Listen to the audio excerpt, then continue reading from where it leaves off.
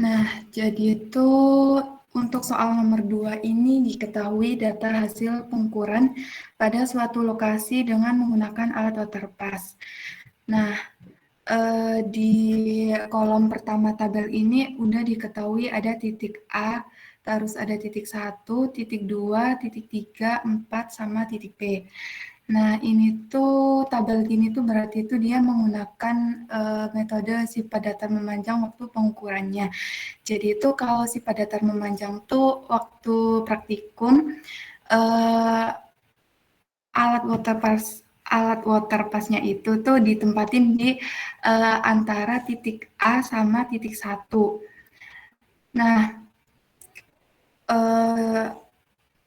untuk kolom selanjutnya itu ada bacaan belakang sama bacaan muka. Kalau kan tadi itu kan waterpass-nya tuh di antara titik A sama titik 1. Nah, terus pengukurannya tuh di titik A sama titik 1 itu dipasang rambu ukur. Nah, waktu pembidikan dari waterpass-nya ke titik A itu disebut bacaan belakang, kalau waterpass-nya ke titik 1 itu bacaan muka. Berarti kalau di antara titik 1 sama 2 itu waterpass-nya di antara titik 1 sama 2, lalu pas pembidikan rambu ukur itu yang belakang itu 1, yang muka itu 2. Nah, untuk kolom selanjutnya itu ada bacaan belakang sama bacaan muka. Untuk baris ini itu artinya itu bacaan atas. Ada 1,34 X yang belakang sama yang muka tuh 2,34 Y. Nah, XY-nya itu kan itu masih sama pakai 2 digit angka terakhir NIM.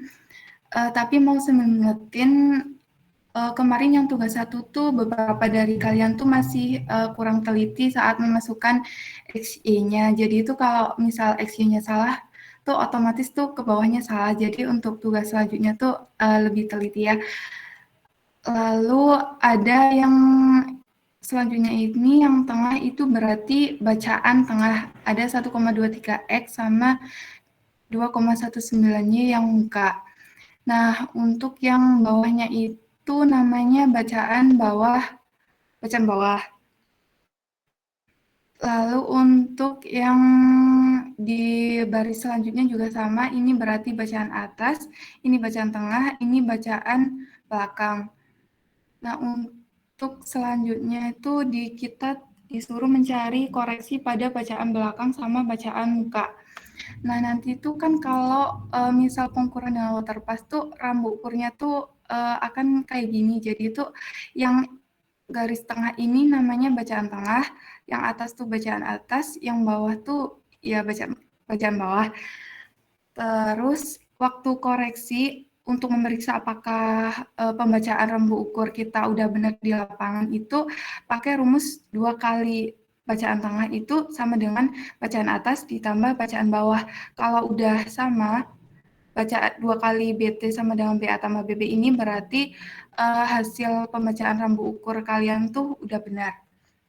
Nah, untuk menghitung ini, yang bacaan belakang berarti yang baris ini tuh bacaan belakang yang bawah ditambah bacaan belakang yang atas.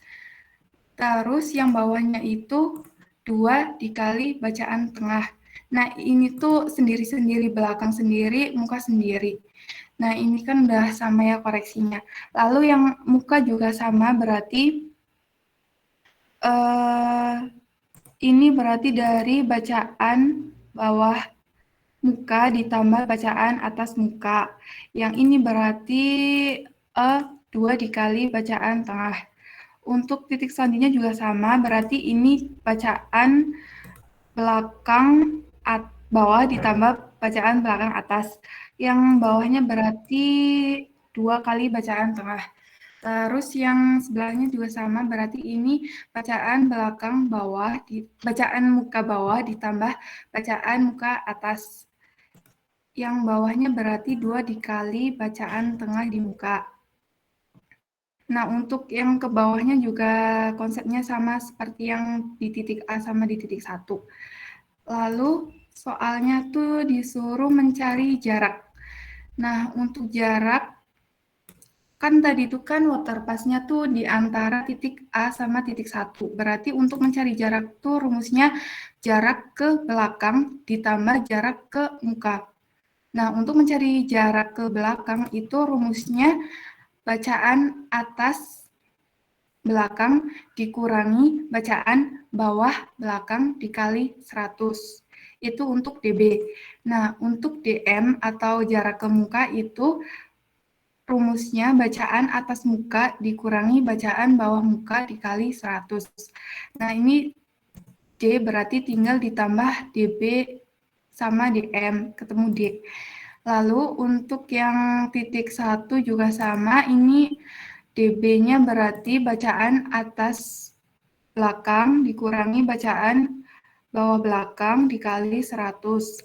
Lalu yang ini berarti bacaan atas muka dikurangi bacaan bawah muka dikali 100. Lalu D-nya berarti DB ditambah DM-nya ini. Untuk yang titik-titik selanjutnya juga sama kayak gini. Lalu untuk soal selanjutnya itu mencari beda tinggi. Untuk mencari beda tinggi antara titik A sama titik 1 itu rumusnya bacaan tengah belakang dikurangi bacaan tengah muka. Ketemunya segini. Lalu untuk yang titik selanjutnya juga sama, berarti bacaan tengah belakang dikurangi bacaan tengah muka.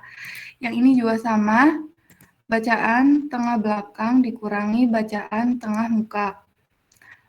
Untuk selanjutnya juga caranya sama kayak yang ini.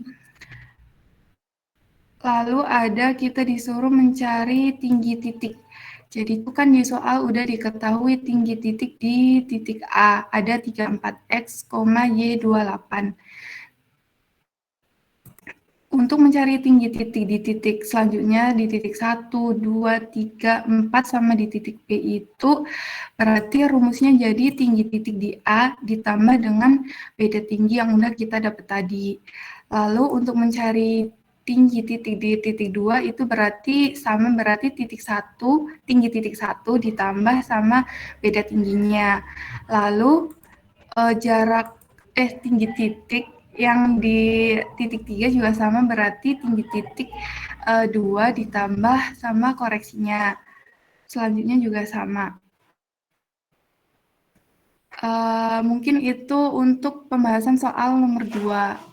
Apa ada yang belum jelas? Bisa langsung ditanyakan aja.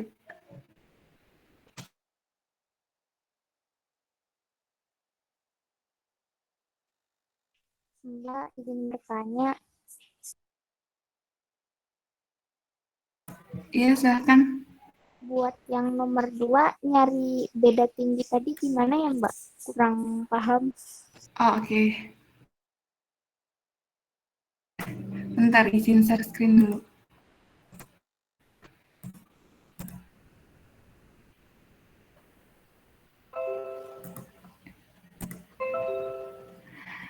Jadi itu untuk mencari beda tinggi. Beda tinggi itu rumusnya bacaan belakang tengah dikurangi bacaan tengah muka. Ini juga sama, bacaan tengah belakang dikurangi bacaan tengah muka. Rumusnya itu bacaan tengah belakang dikurangi bacaan tengah muka, gitu. Jelas apa enggak ya? Jelas, Mbak. Makasih. Oke. Yang lain? Ya.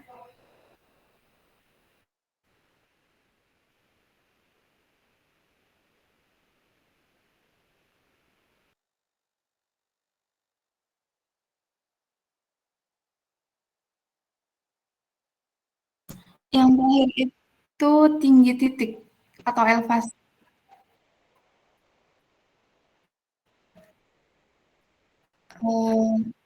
Iya, iya.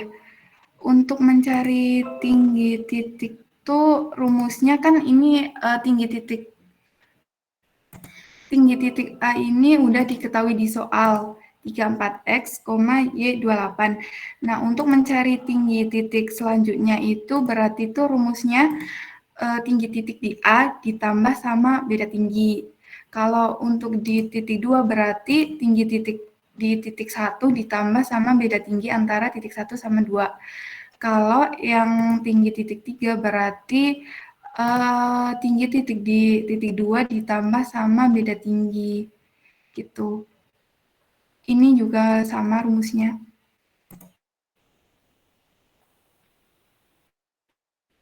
Oke.